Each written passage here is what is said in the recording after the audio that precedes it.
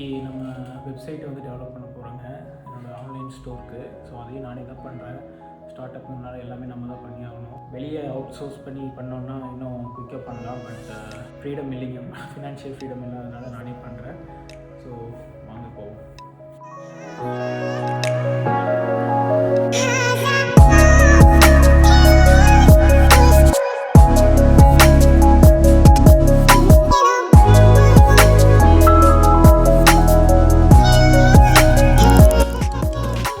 பார்த்திங்கன்னா இன்றைக்கி ஃபுல் டேமே இந்த வெப்சைட் டெவலப்மெண்ட்லேயே போயிடுச்சுங்க.